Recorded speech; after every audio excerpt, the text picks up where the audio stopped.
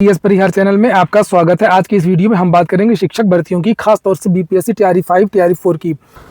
तो वीडियो को जल्दी से लाइक कर दें, शेयर कर दें। जिन छात्रों ने चैनल को अभी भी सब्सक्राइब न किया हो तो जल्दी से सब्सक्राइब कर लें, ताकि आप लोगों को इसी प्रकार की ऑथेंटिक अपडेट से सबसे पहले मिलती रहे। एक सूचना है उन विद्यार्थियों के लिए जो विद्यार्थी मध्य प्रदेश प्राथमिक शिक्षक भर्ती चयन परीक्षा की तैयारी कर रहे हैं। वे सभी अभ्यर्थी चक्षु प्रकाशन की इस बेस्ट बुक को ले सकते हैं, क्योंकि समय कम बचा हुआ है।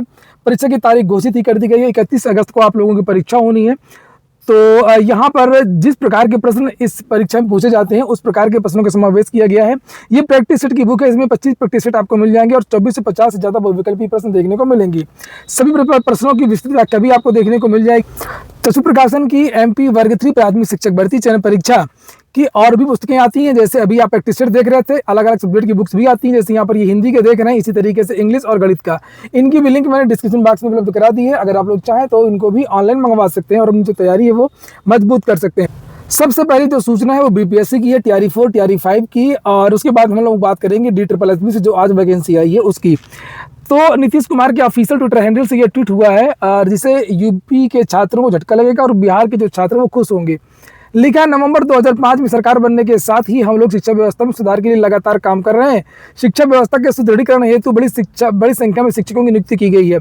शिक्षकों की बहाली में बिहार के निवासियों को प्राथमिकता देने हेतु शिक्षा विभाग को संबंधित नियम में आवश्यक संशोधन करने का निर्देश दिया गया है। यह तैयारी 4 से ही लागू किया जाएगा। लो, तो कुल मिलाकर के अब जो वहाँ के CM हैं उन्होंने डोमिसाइल को लेकर के स्पष्ट कर दिया। ये केवल महिला आरक्षण की बात नहीं है 35%। अगर महिला आरक्षण की बात होती तो साफ साफ कह देते कि यहाँ पर 35% महिला आरक्षण मिलेगी, पहले कह भी चुके हैं। लेकिन यहाँ पर सीधे सीधे डोमिसाइल की बात की गई है, किसी प्रकार के रिजर्वेशन की बात नहीं की गई है। तो अगर डोमिसाइल लग जाएगा तब तो फिर जो अन्य राज्य के विद्यार्थी हैं उनको झटका लगेगा। खैर, अन्य राज्य का अपना अपना देखें भी, और लेकिन ये गलत है। मैंने पहले भी कहा था कि बिहार के लोगों को तो ये बिल्कुल नहीं करना चाहिए, क्योंकि बिहार के लोग पूरे भारत में ज़्यादातर नौकरियां करते हैं। और जब वहाँ पर नौकरी की बात आती है तब फिर वहाँ पर हंगामा आंदोलन करते हैं कि यहाँ पर केवल बिहार में बिहारी ही नौकरी करेंगे। तो ये लोग, इनको बिल्कुल शोभा नहीं देता है।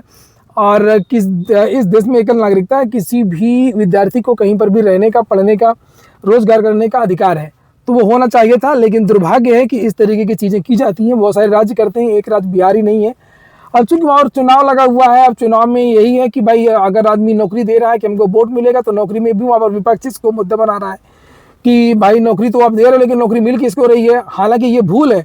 नौकरी वहाँ पर 74% जो नौकरी है वो रिजर्वेशन लग चुका था, 74%। ये उसकी अब बात नहीं कर रहा हूँ OBC आरक्षण को जोड़ करके, नहीं, समान आरक्षण। वैसे भी अगर ये डोमिसाइल नहीं लगाते तब भी 74% रिजर्वेशन था वहाँ पर। क्यों? क्योंकि 60% तो नॉर्मल है, 10% EWS, 50% पहले रहता था। उसके बाद में 35% महिला आरक्षण लागू कर दिया गया। जो बची 40%, 40 में 35, तो ये 14 सीटें इधर निकाल दो, तो 14 ये जोड़ दो, तो आपको 74% रिजर्वेशन तो पहले से वहाँ पर था। 35% महिला वाला जनरल की सीटों में, तब पर भी लोगों को दिक्कत हो रही थी। लेकिन ठीक है, कोई बात नहीं है।